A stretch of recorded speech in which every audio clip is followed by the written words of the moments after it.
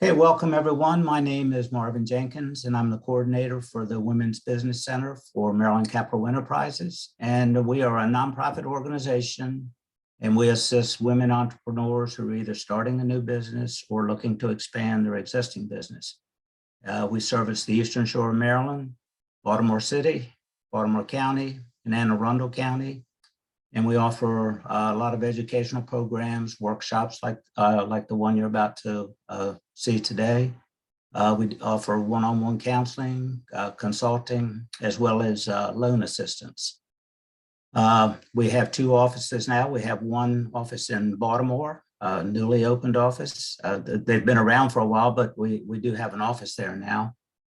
And we have an office in Salisbury. So all the information as far as our website and all of that information on the slides, I'll send to you along with a copy of the link or a link to the recording. So you'll have all the information. You don't have to worry about writing the website down unless you want to. But with that, I'm going to turn it over to our presenters, Nick Rudolph and Donna Langley. Nick is the Baltimore director for Maryland Capital Enterprises, and Donna Langley is the Women's Business Center coordinator for the Baltimore area. So with that, I'll turn it over to Nick and he can get started.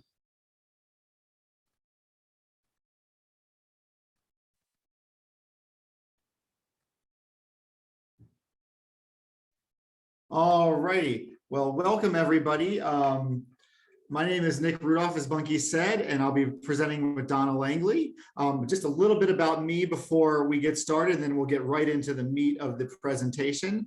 So like I said, my name is Nick Rudolph. I am the Baltimore Regional Director with MCE. I work directly with clients and also head this office over here.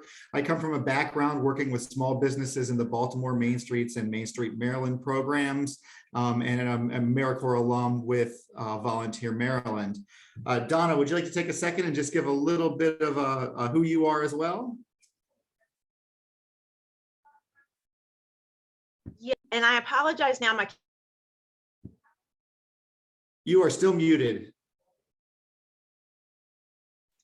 Okay, I don't know why that happened. I'm having some computer problems in full disclosure, so I might have to take my picture off of here. So if you see me go away, I'm still here, but I'll try to stay in the presentation. My name is Donna Langley. I'm the coordinator of the Baltimore Women's Business Center here at Maryland Capital Enterprises. I'm excited to be here and to talk about business plans with you today. I really appreciate you taking the time out of your busy schedule. Prior to coming to Maryland Capital Enterprises, I was the director of the Baltimore Main Streets program at the Baltimore Development Corporation. So thank you so much and happy to be here. And I'm going to put my contact information also in the chat so you have it. All righty, thank you, Donna. So we're just going to do a super quick overview of Maryland Capital Enterprises, talk about what goes in a business plan when you're applying for a loan through a CDFI, and then do an exercise with a cash flow projection for a business that we made up so that we can sort of show how to do them and what we're looking for in them. Let's see here, there we go. So yep, as Bunky said, we are a nonprofit, and what we're here to do is help support small businesses to help build stronger communities across Maryland, specifically on the Eastern Shore in Baltimore City, Baltimore County, and Anne Arundel County. We've been doing this for 24 years totally, and this is our 10th anniversary on this side of the Bay Bridge over here in Baltimore. So in addition to loans, we do free counseling and free business education, even if you're not planning to borrow from us. And as Bunky said, we have expanded services through our women's business centers in Baltimore and Salisbury, and of course, virtually. You will get a copy of this presentation, so these websites will be on there. But let's get into the meat of it, just to talk a little bit about why we're here. And why we're here is to talk about what it takes to apply for a loan through us. And the truth is, it's very similar for all the other CDFIs. The first question might be, what is a CDFI? A CDFI is a community development financial institution. A lot of people think of us as nonprofit banks. So we're here to help folks get the capital they need to start and grow their businesses. But instead of being worried about profit, we're more worried about helping people succeed and helping those small businesses make positive changes in their communities. So oftentimes when you're applying for these loans, it's going to be a very similar process to the applying for a traditional loan through a bank, but we're just able to look at things a little bit differently. For instance, we don't have a minimum credit score because we're looking at what you've done in the last 12 to 18 months, and we're able to look at reasons. So, if you have your credit score has gone down because of the pandemic causing you to lose a job or an accident or an illness, that's different than if you haven't, bought a TV and didn't pay your bills. So when you apply, the first thing you're going to do is do some sort of client intake. On ours, the form is located on the top right-hand side of our website. You fill that out, and that's what puts you in the system and alerts one of the folks from our organization to contact you about your small business. To apply, you're going to need a number of documents. The business loan application and personal financial statement, which we call a personal information supplement, are available online and are to be filled out online for us.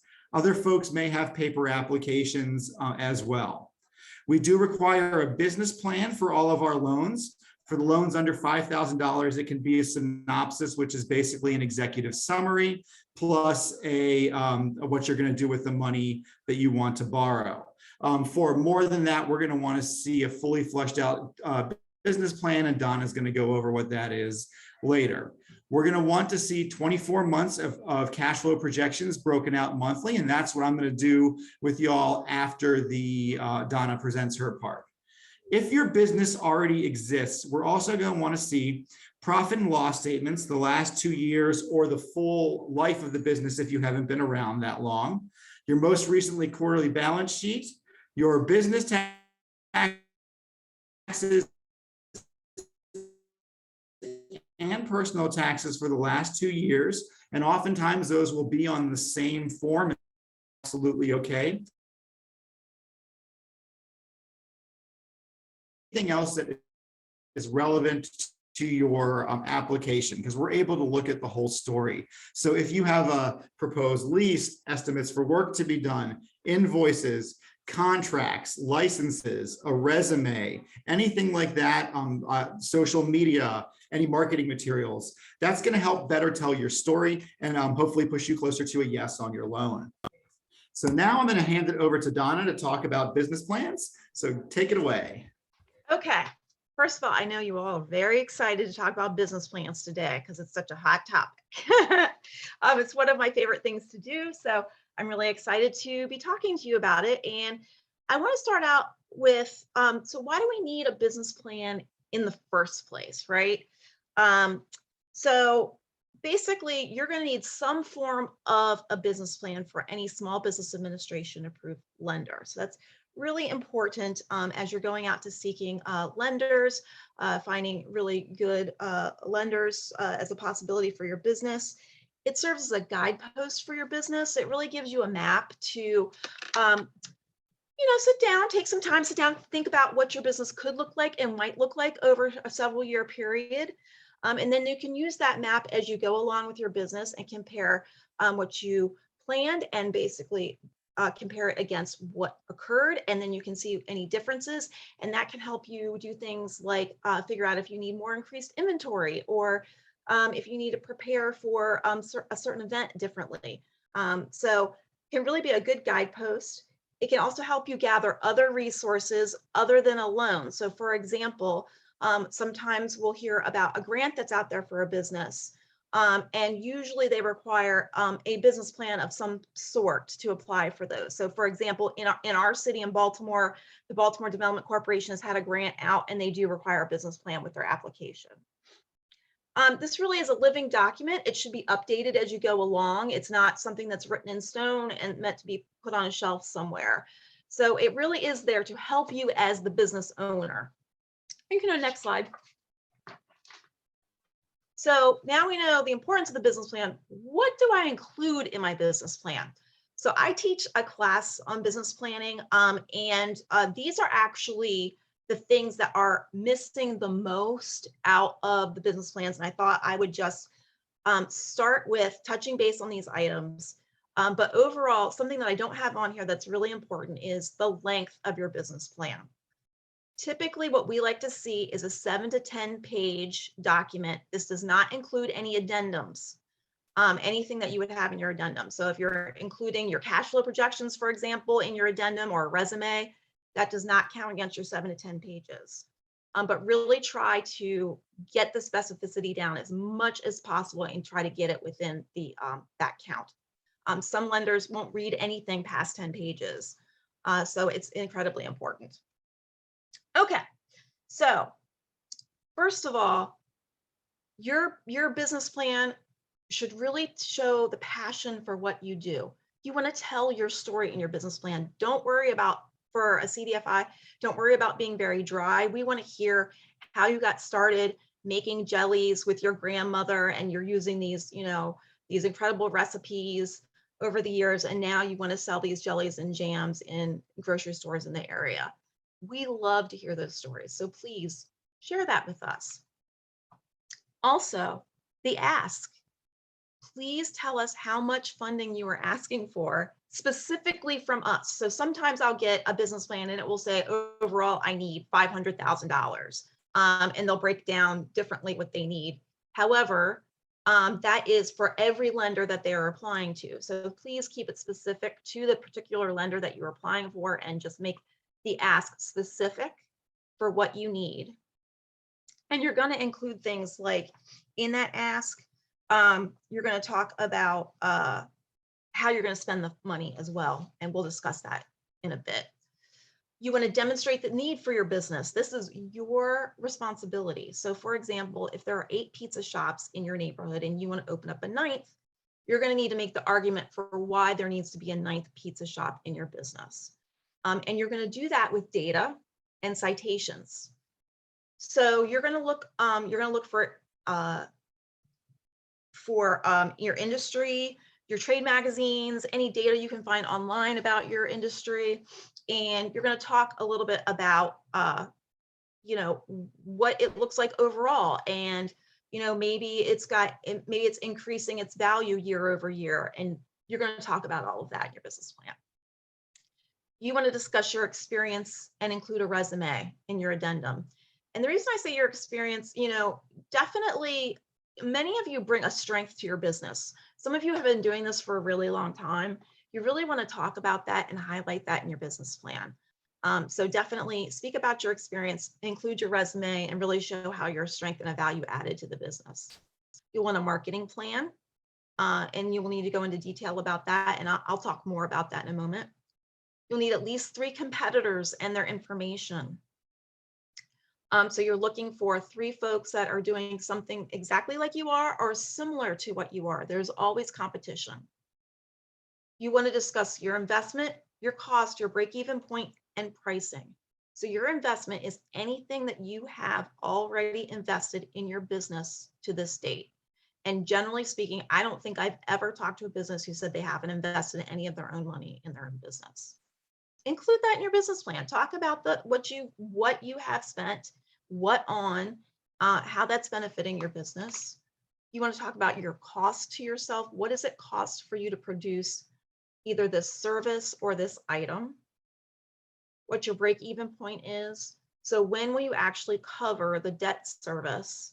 When will that debt be covered? So you can either figure out that by date or by amount that you need. For example, recently I had it was a retirement assisted living facility. And one of the questions was how many patients did they need to have per month in order to break even on all of their expenses? And so she went about and figured that out. So definitely break-even point is very important. And pricing, what is your pricing? If you're not exactly sure and you can give us a range, that's also very helpful. Are you working? So this is not the time to quit your day job when you're applying. We want to know if you are still working, you're planning on working for a little bit longer in a different job before you come over to your business. That is totally fine. We're looking for a way as a lender, we're looking for ways to cover the debt service. So if for some reason it didn't work out, you would still be able to pay off the loan because you're working at different employment. That strengthens your application overall. What is your secret sauce? So what do you bring special to the table? That might be something like a recipe. It could be something like customer service. Maybe you're doing something differently. It could be hours that you're operational, but really point out what you bring to the table, because we'll be looking for how you're different compared to the other businesses in the area. And then I want to say a word about LOIs, leases, and equipment invoices. If you're asking for funding for rent or for a mortgage, typically what we ask for is either a letter of intent, or a lease where it shows how much you're actually spending each month. So that's what we're looking for. It doesn't have to be a signed lease. It doesn't have to be fully executed at all. We just like to see the address, the information about the lease, all of that. And then any equipment invoices. If you're asking for money for funding for equipment, please try to provide us with invoices for those. Especially even if you can just print out something from Amazon, that is better than not having anything. So really try to gather up as many invoices as you can if you're going to request funding for equipment.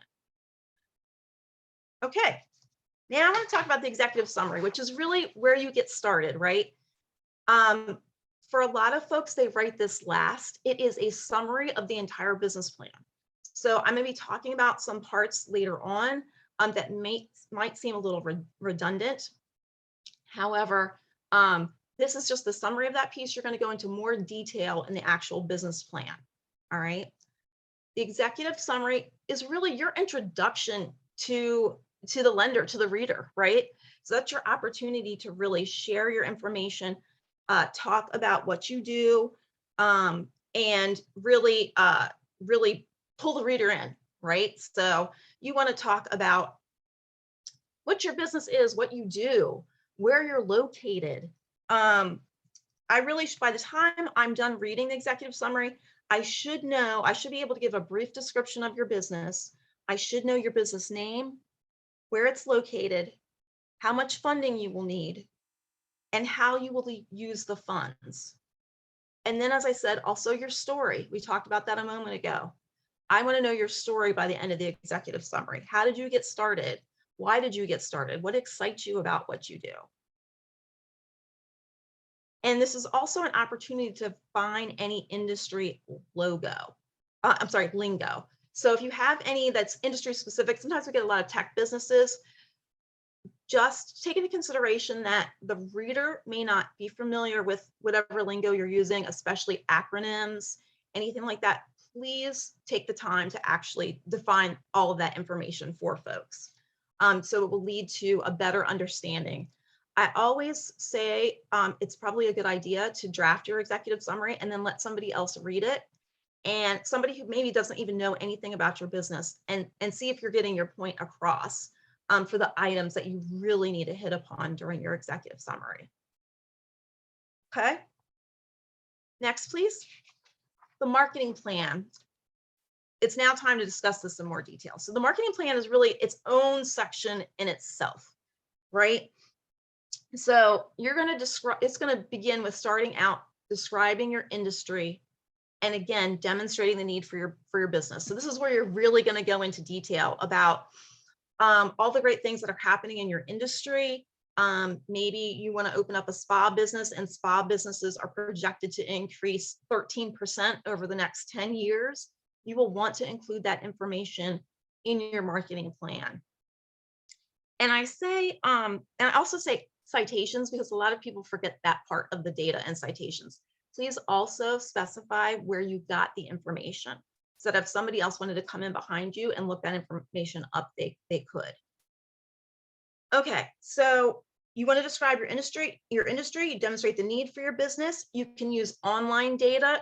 There are plenty of trade journals out there that you can also avail yourself of to get some of this information, but mostly the internet's probably going to be your best friend looking up information about your business.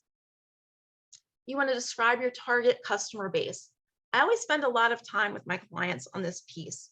You really want to Give some thought and specificity to your target customer. Items to consider when you're thinking about your target customer are things like socioeconomic status, geographic location that they live in, age, gender. And if you can break it all the way down to Maryland, or even say the area that you're in. So if you're in Baltimore City, if you can get that data, that's even better. So try to be as specific as possible. I do want to say one point of importance, which is do not say everyone. Your customer cannot be everyone.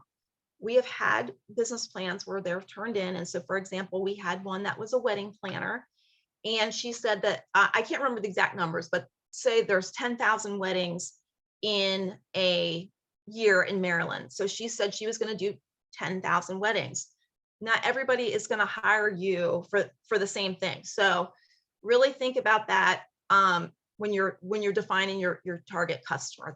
It's not going to be everyone. This is also where you put your competition piece in the marketing plan. You do have 3 competitors, even if it doesn't seem like that at first glance. So you may have some direct competitors that you're aware of, which is fantastic. And I say, go ahead and include them. Some of you may be struggling to figure out who your competitors are, and that's okay. We really look at aspects of what a business is doing. So we've had an applicant apply. They had a comic book store, and they used Amazon as one of their competitors for their business plan. And rightly so, because they sold a lot of the same items that Amazon did. So really try to think about what your competition could look like. If you have any trouble figuring that out, talk to your lender, and we can work that out with you. You want to explain your costs and your pricing strategy. This piece is often missing in a business plan for me. You're going to need all this information for your cash flow projections, which Nick is going to talk about in a minute. So really, you want to talk about what the costs are to you, what the costs are to the customer, how you arrived at your pricing. These are items you want to include in this marketing plan piece. You want your sales strategy. Basically, how are you going to get the word out about your business? And a 5-year plan. I always say 3 to 5 years for folks. It should be achievable with measurable goals. So things to consider are like, we complete our build out in the fall of 23. We hire admin staff. We're going to increase our inventory in the 2nd year. All these items give context to your financial projections, which you'll be doing. Let me just make sure I've caught everything that I wanted to talk about with the marketing plan, and I did, so we can move on to organization and operations. And I'll make sure there'll be plenty of time for questions and answers at the end. And I'm always happy to answer questions. So organization and operations. You want to describe in detail in this section what your business operations look like, what your hours of operation are, basically how will you run things. As I said, we need your location. That's your exact location. Maryland is not enough. Halethorpe is not enough. Please try to say exactly what your address is for your business. Your legal form. Are you an LLC? Are you an S Corp? This is where you would talk about that. Again, how much does your product or service cost the customer? I want to talk just a moment about management structure and key employees. So this is really a good section for, again, to highlight strengths that are brought to your business plan. And one way to bring strengths to your overall idea is that you be surrounding yourself with really strong key employees.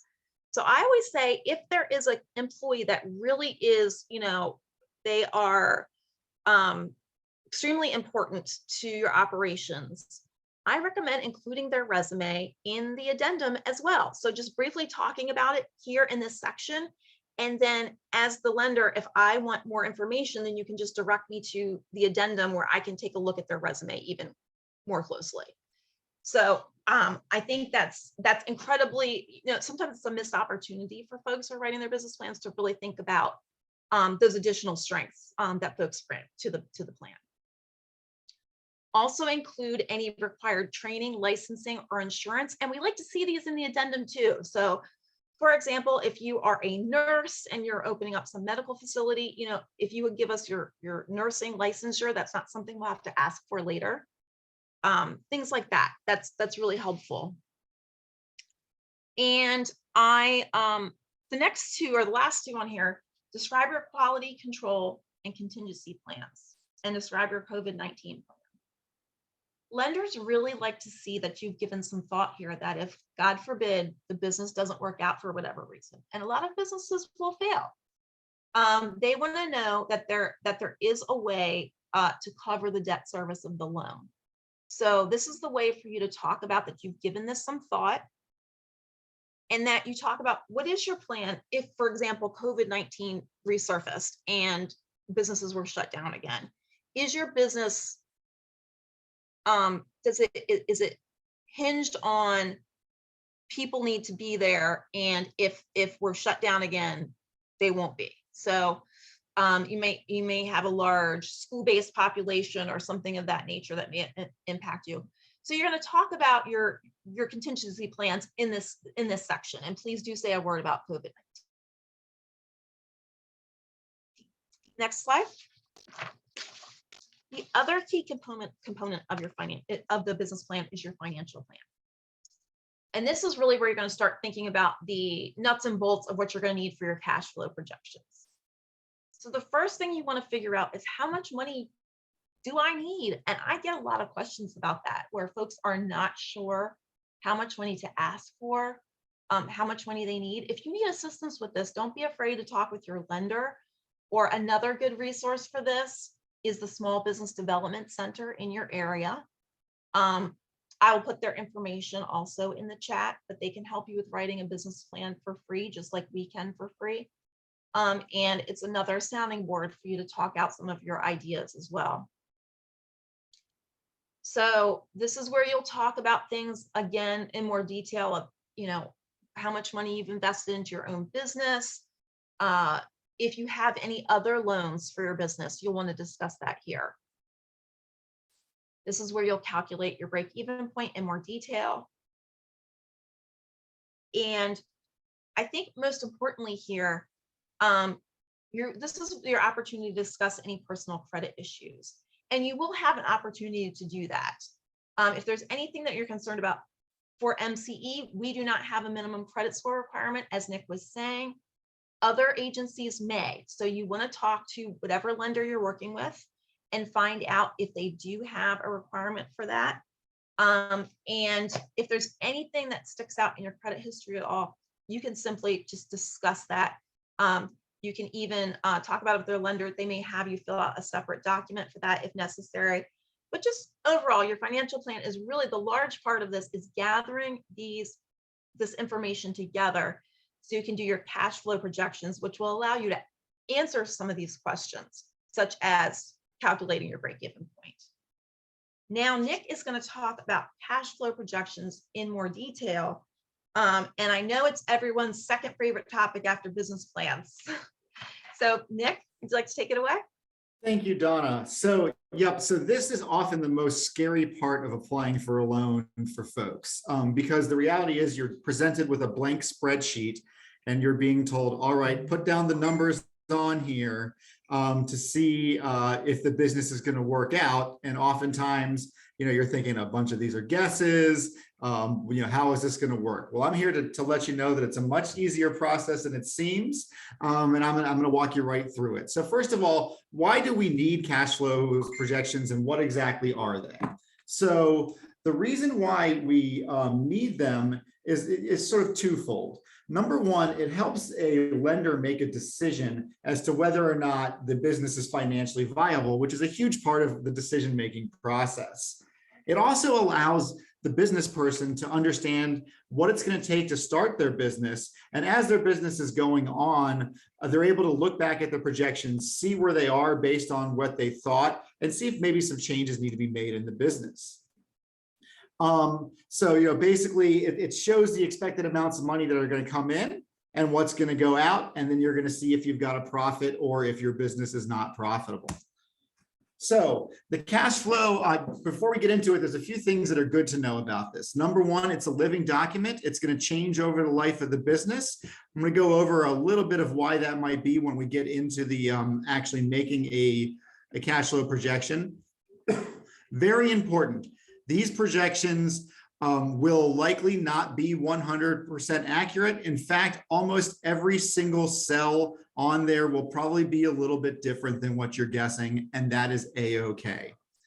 You also want to be realistic and not too bullish, as Donna was saying with the wedding invitations. Don't expect that in your first year, everybody in the state is going to hire your business. You know, you really want to show that you can do well in sort of a worst case scenario. You want to make sure that you're including multiple streams of income if you have that. And you want to make sure that you're including all of your expenses. And we're going to walk through with you so that you understand what all of those expenses are. But oftentimes people forget to put in accounting, marketing, advertising, insurance, taxes, and things like that. With the separate income streams, if you're thinking a restaurant, you really want to separate that as much as possible so that you can see where you're making your money. So you might want to have dine-in versus carry-out versus catering. You might want to have food versus beverage. If you're a big enough restaurant, you might want to add merchandise that you're selling. So that way, if you're saying, look, I thought that I was going to be doing a lot more food than liquor, but it turns out that 25% of my business is liquor, you can adjust your business to either move it more towards food or to just go with it and and really go towards the liquor side of it. You also want to think about whether your sales change month to month. Are you a seasonal business, or are you somebody who's got the same amount of business all year? If you're retail, you're going to be doing pretty good November, December. January and February, you'll probably see a drop off. But if you're more in a service industry, it might be the same year round. Oftentimes people forget to put in the loan they're asking for and the loan payments that they're going to have to make. So it's really important you put in there, again, with the other financing, if you have other loans for the business. And then really important, what our folks are looking at is, are you paying yourself? Because we don't want just for your business to succeed. We want you to be successful as well. So if you are not paying yourself a living wage to the business, one question is going to be, how are you supporting yourself? It might be that you have another job. It might be that you're living in a situation where you don't have to pay rent or mortgage and somebody is paying for your food. But just be ready to explain that. So why do we need them? As I said, we need them for loans. We need them as a planning tool. We can show the difference between the profit and what you thought was going to be and what the cash flow is. It's just good governance to be looking at your business and understanding where you thought you'd be economically and where you actually are. And then it also shows when you might be able to take out a little bit more money for yourself because your business is doing so well. So how do you get started?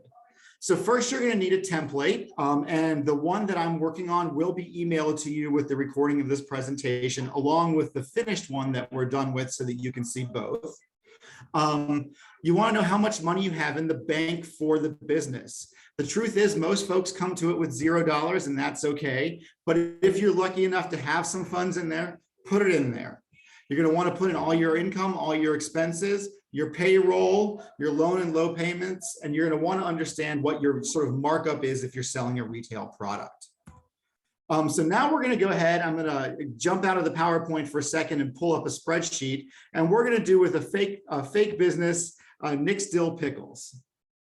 So this is what a cash flow spreadsheet looks like for us. I just need to do some moving around on my screen here. So this is the very top.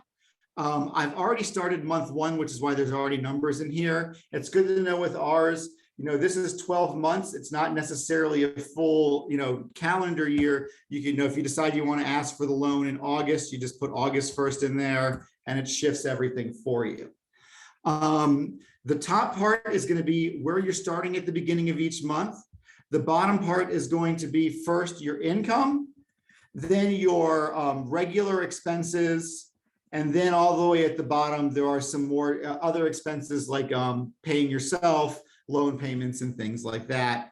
And then at the end, you get to find out where you are at the end of each month. So the the company that I made up is called Nick's Dill Pickles because I love eating dill pickles. So I figured that's what we're going to do. So first off, I'm going to say that I was very lucky and I won a scratch off and I got $1,000 to start my business with. So that's what I've got in the bank for the business. I am going to ask for a $20,000 loan to start my pickling business. This is to buy the equipment, to buy the food, and then also some advertising and a little bit of wiggle room, which we call working capital. So in that first month, before there's any expenses, we got the loan, we've got $21,000 in the bank. So now let's go looking at some expenses. So the inventory, the way I'm calculating it for this is I'm going to have a supply cost in month one, and then an inventory cost based on what I actually sell in the future months. For this type of business, generally, if you're including, the cucumbers, the pickling spices, the salt, the liquids, the jars, the printing, all of that stuff, you're looking at about a 33%, cost for every dollar that you sell. So what I did is I made a calculation here so that you're looking at the sum of all of your income lines times 33%, and that gets you your inventory. If you don't know how to do that, we will work with you and create these formulas within your spreadsheet for you. I don't have any wages yet because I'm not selling. It's just me making the first set of pickles. So no payroll either. So $10,000 is what I'm going to need to start. So that's going to be what I need to make my first batch of pickles. And it's also going to be anything that I need, like printers, computers, supplies like that. Then I'm going to have $100 a month for advertising to start. That will go smaller.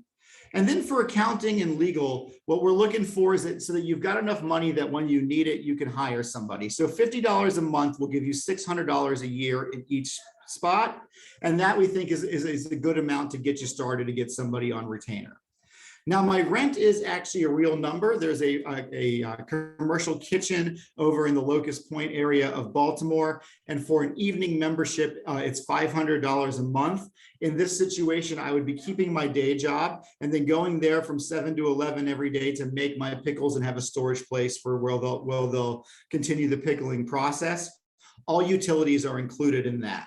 So that is not going to change. So what you can just do is copy that one cell and move it all the way across and paste it, and you'll get all those numbers. Same with accounting and legal. You can just bring them across and paste them in. The advertising will do a little bit more. The phone, I'm just adding a phone number to my plan, so it's just going to cost me $40 a month for the business phone. Insurance for a business like this is $500 to $600 a year. So I'm going to plan on it to be the high end of it. If you get a real quote from an insurance agency, absolutely use that real number. So you'll see there, I started with 21,000. I had all those expenses and I'm down to 10,900. Good news is I don't have a loan payment yet because you don't pay it in the first month. But assuming that this is a 4-year loan at 8%, you're looking at $488.26 a month. And, starting in month 2, we can just bring that across and you have what you're paying in your debt service. There's no training or certification for pickling. I've included startup costs up front, but if you were going to be doing like a build out of your retail space, you would include those costs there. Sometimes businesses like to save some money as escrow or reserve. So if your business is doing well enough that you can do that, you'd put that in this cell, and then your owner's withdrawal. So you have a couple of choices when paying yourself. You can either take it as an owner's withdrawal yourself, or you can pay yourself as a salary where there are some payroll and tax implications. What is right for your business depends specifically on your situation. So you can talk with us, talk with your accountants to figure out what makes the most sense for you. In this situation, I'm going to be investing all of my money back into the business because I'm continuing that full-time job. So at the end of year one, we've got month one, we've got a cash position here of $10,210 to start the month. And you will see that that number is right here at the top. It just moves there automatically for you. So then we want to start selling some pickles because they're ready now and it's time to go. So I have 3 streams of income. Number one is farmers markets, where I'll actually be there on Saturday in Waverly in Baltimore and Sunday under the overpass on 83 in Baltimore. They're pretty big, they're pretty popular, and they're not too expensive to get into. So that's why I want to get into those. So the farmers markets, you know what, let's say the first month, I'm thinking about $6 a jar for these pickles. You know, let's say we'll do $1,000. Now online sales, you know, we're going to be doing some shipping, so they're going to be a little bit more expensive, but I still think in month one, because we're going to have family members and people like that buying from us, that I'll do $500. Wholesale is what I would be selling to restaurants. And I think in my first month, I'm not going to have any of that. So then I'll go down to my expenses. And you'll see here that this is automatically, because the formula is in here, figured out that 1/3 of that $1,500 in cash receipts is $500. In month one, I'm still going to do the farmers markets all by myself. I'm making the pickles by myself, so I do not have any wages yet. Don't need to do any more supplies because they're included in this 500 number here in cell 23. Advertising, you know, I'm still going to do $100 a month for a couple of months, but I think that, you know, after the holiday push, it's okay to bring that down by 50%. So we're going to do $50 a month, and this is Facebook and other social media marketing. It's not print ads or anything like that. So now distribution, you know, we're going to have to like send some in the mail, which is included in the price above. But once you start doing restaurant sales, there's going to be some driving and things involved with that. We don't have that yet, so that's still going to be $0. Everything else is staying the same. So you see at the end of month one, we are not making money, but that's okay, because oftentimes businesses take these loans so they have a buffer as they're growing their business and they're not profitable yet. So what we need to do now is start moving up our income. So let's say in month two, you know, we're getting a little bit more popular at the farmers markets. People know who we are. The advertising is working, you know, and so we're going to see a pretty big jump. It's the fall. It's more of like a pickling time. So that makes sense. Your online sales will probably increase a little bit. So we'll give it 100. And your friend's restaurant has decided they're going to start using your pickles and they're going to buy $200 a month of it off of you. So then you see we brought in $2,800 in this month, almost double what we brought in the other month. But with that, you have more inventory costs. And now I'm going to need somebody to help me out at least one of these farmers markets. So you figure it's going to be a 6-hour day, and then you figure it's going to be $15 an hour. This person is going to be paid contractually, but for just because of this, we're going to do it as an employee so you can see how the payroll works. So $90 a week, you figure about 4.5 weeks a month so that you can have sort of a similar number across the board. And we're talking about $400 in gross wages there.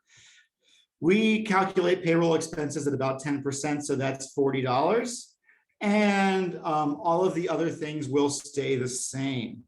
So at the end of that month, let's see where we're at. We're starting to turn a little bit of a profit.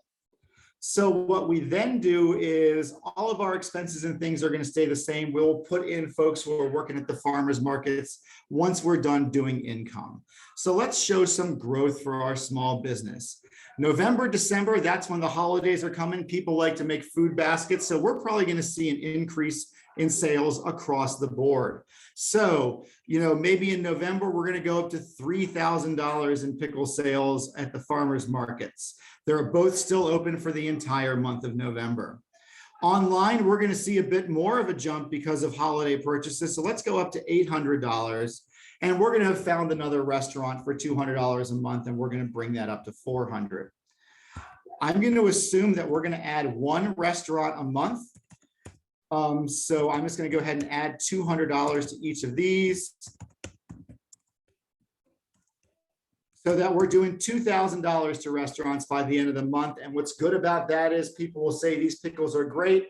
Where did you get them? I got them from Nick's Dill Pickles. You can get them at the farmers market or online, and that's going to increase our sales. So December, you know, it's getting a little colder. People aren't going to the markets as much, but they're still buying those gifts. So you'll probably just see a little bit of an uptick in money there. Online sales, this is going to be a bigger month because folks are really getting those last minute holiday gifts in. So that might jump $400. These are all estimates. When they're wrong, it's okay because you can sort of adjust from there. Now, January, you're going to see a drop off. Number one, only one of the markets is open. And number two, it's cold and they're not as busy. So you'll probably see a significant drop off in those sales. Also in January, people are paying their holiday credit card bills, so they don't have as much money to spend online. So you'll probably drop back down there as well, but that's okay. Because as you'll see, the numbers can start to go up. You know, your people are still finding out more about you. So you might make another $250 on the farmers markets, and then you might start that, you know, jumping back up on the online. March, still cold, but the weather is starting to get a little bit better. So maybe you'll see, you know, $500 increase month over month there. And then, you know, $200 still in the online sale as an increase. April is when the markets, you know, really start to open. People really start to go to them again. So you'll see a bit of a bigger increase, let's say to $3,000. People are finding out more about you. They're buying you more. So maybe you're doing another $300 that month. And then you just sort of continue the growth based on what you think it's going to be. May, both markets are open. It's beautiful. People are thinking about Memorial Day picnics and things like that. So you're probably going to have a pretty good May in those farmers markets. Online, same type of thing. I expect to see you know, a little bit more growth, maybe $400 that month. Not wish we did 17,000 in a month there. And then you're really getting into the summer season, and these numbers are going to start really jumping. So let's say $5,500 in month two, in June, and then, you know, bring that up to $7,500 in July. Your sales are still growing here, maybe $2,200 and, you know, $2,800. So now you've got your year. You have brought in these sales plus this loan for a total of $79,750 for the business. You've accounted for your inventory at $19,917, and now we're going to start putting folks in that are going to be working with us. So I don't expect that we're going to need more folks in November and December. And in the slow months, I'm going to take care of the farmers markets myself. But we'll get some more folks coming in April, May, and June. And as it starts to get busier, we might need a few more hours. And so we're going to grow those numbers as well. So, you know, we're seeing here, you know, where we're at sort of spending and where we're at, you know, bringing money out of the business. Bringing money in as well. So then we can go down to the bottom and we can see how we're doing. And the truth is, on this one, we're doing extremely well. You know, starting out with $1,000, taking out a $20,000 loan, paying all of our bills and our loan back. We are making a profit that's the difference between $10,210 and $32,592. So you're looking at over a $22,000 profit for your business. So you can start thinking about, you know, maybe I can start paying myself, you know, once it starts to pick up $1,500 a month out of this business, and, you know, maybe take myself down to part-time at the other job. Because as you'll see with this, you still got a $16,000 profit to invest in the business. And that's where you really want to start thinking about things. And if you start thinking, oh, wow, that's more money than I thought, maybe I won't do that well, you can start bringing down your sales. Or if you notice that maybe something was a little bit more expensive or less expensive than you thought, you can change those in your projections. Now, for our smallest loans, which are our credit builder loans, 12 months are required, and this is enough for you to do it. If you are doing for more than that, one of our normal business loans, you're going to need to do a second year. So what you're going to want to do is remember this number, 26,592. You go to year two, you put that 26,592 in here, and then you start all over again. Your fixed costs, you can just copy and paste. The other costs you can type in as you go. We're not because we want to have some questions, we're not going to due year 2 right now. So these are going to be emailed to you. I'm going to put my contact information in the chat. It's also at the end of this presentation, so that if you would like to talk this over with me or Donna one-on-one, we're happy to do that. So let me bring back up the PowerPoint. And then right before I hand it over back to Donna, there's a few pitfalls that you want to avoid. Not remembering to bring over that starting amount is a big one. You're not starting year 2 at $0. You've got some money in there. Taking out too much or too little of owner's withdrawal, not putting in needed expenses like accountants, legal, and marketing, having a negative cash flow for too long, again, forgetting to put your loan and your loan payments, and then having those unrealistic expectations. You definitely don't want to have that. And with that, I'll hand it over to Donna to wrap it up and open it up for questions. Yes, thanks, Nick. So overall, I think it's important to note that the business plan and even the cash flow projections, treat it like a resume. Tweak it for the lender that you're giving it to, and it'll make all the difference. Wanted to say a few things about our free webinars. So really at the heart of what we do is our free technical assistance to small businesses in Maryland. And we offer a wide variety of things. We can work with you one-on-one on business plans or cash flow projections, to finding consultants, to also free classes. And I've listed a few of some of our upcoming classes for you here. If you would like to learn more about any of these classes, please go to our website at marylandcapital.org and look on services. You'll find education, and they'll all be listed there, and you'll be able to register. We're having one registration. So we're pretty excited about that, to hear about their different loan programs. So if you're looking for funding, it might be a great opportunity for you to participate. And then we're even talking about our own funding here at Maryland Capital Enterprises on the 16th. So hopefully you can join us at one of these upcoming great webinars that we have planned. Next slide. Thank you so much, everybody, for attending. We want to leave some time for Q&A. I just want to remind folks that we can send you the slides, and also we have a free business plan template and a free cash flow projections worksheet that you are more than welcome to use, and we would be happy to provide to you. There's no reason to pay for anything. And yes, you can get the PowerPoint. Yeah, absolutely. And I'll be putting, as soon as I stop sharing, I'll be able to put my contact information in the chat as well. So I'll go ahead and stop this sharing now and put my contact information in. And folks, feel free to just unmute yourself and ask any questions if you have any.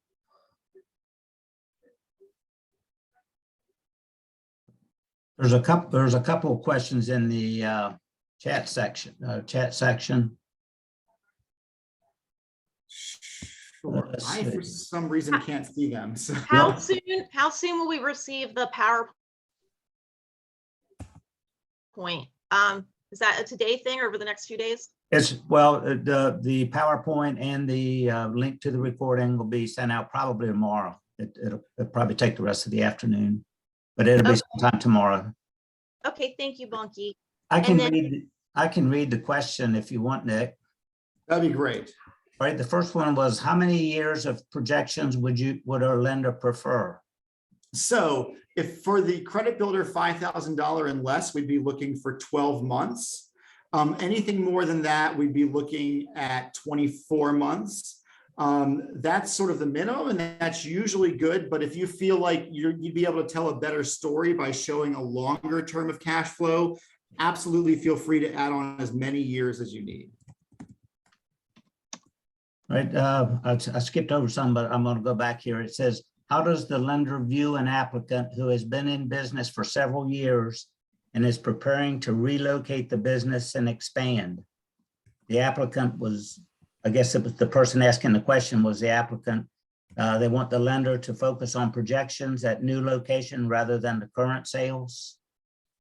Sure. So the nice thing about working with the CDFIs is that you can have a conversation with us. Mm-hmm.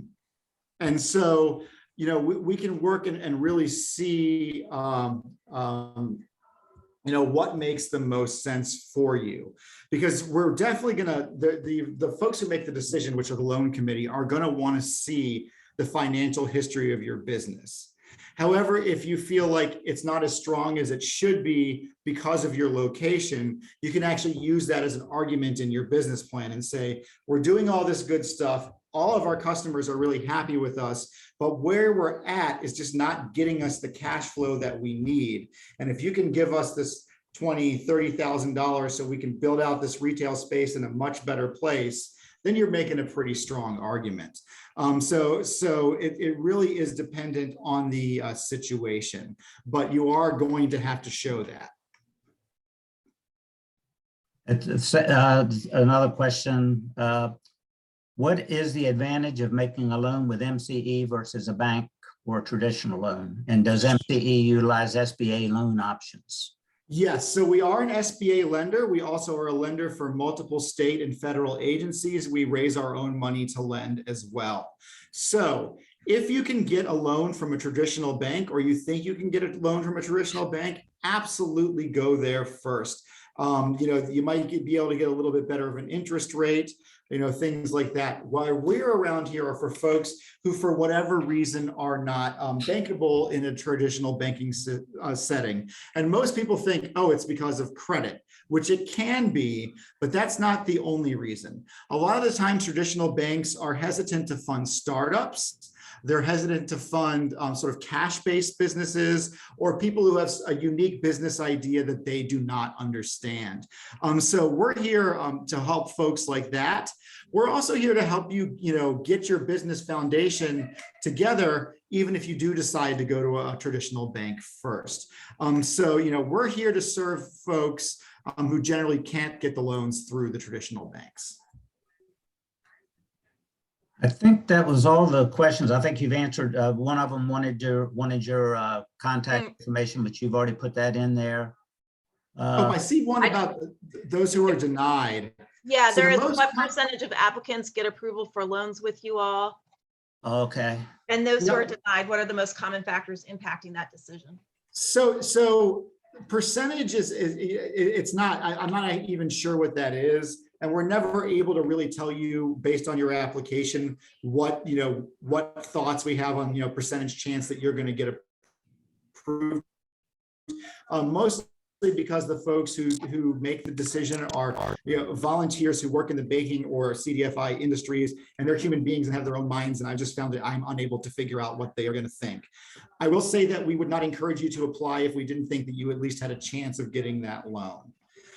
For those who are denied, the common factors are often credit, strength of cash flow, strength of collateral, or oftentimes just not ready to start a business. So sometimes we'll say, this is a great idea, but we think you need a little bit more training on business operations. So we'll either offer you a consultant to work with or a cohort training program with other small business folks to go through first, and you can come back and be looked at again. But those are generally the reasons, or if it's just something that we're not allowed to lend to because it's in an area we're not allowed to go to, or it's an industry that we're not allowed to lend to because we're a federal lender. So it's sort of those sin industries are that they call them are not allowed: adult bookstores, liquor only establishment, medical marijuana, things like that. But of course, we would tell you that before you applied for anything. Overall, it's also, we're a CDFI, we're a nonprofit, we are in business to make loans. So that's what we're looking to do. And we really do try to take into consideration the entire picture of the person and the business. So we're going to be looking at things like business plan. Like Nick said, that we have some flexibility with things like credit score or collateral that maybe a traditional bank does not. But we really do look at, things like your experience, your idea, where you're going to be located. All of these items help paint a really nice picture of what you're trying to do. And one thing before we wrap up, because I know we're out of town, getting close to out of time, but start the relationship with your lender early, as early as you can before you need to borrow. Start talking to us about technical assistance and about your business dream. Before you need the money, if you can do that. And the reason for that is that in traditional banking and CDFI banking, relationships are really important. So you're building a relationship with your lender. It's also important that you take advantage of every single resource that's available to you. There are a number of small business service providers all over the state that will, from the SBDCs, from the federal government, the Small Business Resource Center in Baltimore City, Operation Hope, all of these places where you can get free assistance on, making a business plan, doing your cash flows. And there's no reason why you can't talk to a number of us and get as much information as you want before you apply. It's absolutely okay also to talk to multiple lenders and shop it around. You're trying to do what's best for your business, and that's what we want. We would love to be your lender, but what's more important to us is that you have a successful business. So if we feel like, another partner lender has got a special project for your type of business, we're going to refer you to them, even though we could do the loan for ourselves, because it's going to be, cheaper money for you in the long run. And that's really the goal, is to help you all get started. And again, I know I've said it before, but even if you have no intentions on ever applying for a loan, still reach out to us for technical assistance. We're here to offer that to you for free either way. All righty, any other questions? Nope. All righty. So thank you all very much. And I'll turn it back over to the folks who know what they're doing to wrap this up. Yes, thank you everybody so much for attending today and staying as long as you did. Really appreciate it. Yeah, thanks again. And like I say, we'll. Oh, we got a question. Yeah. Mr. Williams? You mentioned strength of capital, strength of collateral. What types of collateral? Oh, absolutely. So first of all, for the $5,000 and less loan, collateral is not required. So it's good to know that. So of course, wholly owned real estate is the strongest collateral. We could also do, if you have a mortgage on the equity in the home, it's usually stronger if the collateral is something that's not being purchased with the loan. But if you have automobiles, we can use that. We can get very flexible with collateral. We've been able to take, artwork and life insurance plans in the past as collateral, but really the strongest is real estate, and then probably automobiles. You said in reference to real estate, what types of real estate? Really any kind, and it can even be not in the state. So it can be houses, it can be commercial, it can be a farm, anything like that. And it also doesn't have to be yours. So if you don't own a house, but your mom and dad are willing to put theirs up, that's okay with us. No, the reason why I'm asking is because we have a title and deed to our farms and about 6 parcels of land. Yep, we can absolutely use those, because if it's something that if you don't pay back the loan, we can sell, then we can totally use that. Oh, and I see that Ms. Jackson, did you have your hand up? I actually withdrew. My question has been answered. Okay, Thank you so much. Good. thank you. And I know a lot of you have like very specific business questions. Feel free to reach out to me and Donna to talk about stuff that you don't feel comfortable talking about in a public setting. We're here for you. Yes. And remember, we'll look at anybody's business plan. So if you're in the process of writing one and you just want to see if you're in the ballpark, send it to us. We'll be happy to review it and give you feedback. For free, very important. For free, yes, free. Free is good. Free is for me. Everything's free here. Yes. All right, well, like I say, I'll be sending out the link to this recording and the PowerPoint and all the other forms, and probably tomorrow. So thank everyone for attending, and look forward to seeing you on some of our other webinars. Yes. Thank Thank you you. so much, Bye. everybody. Thanks.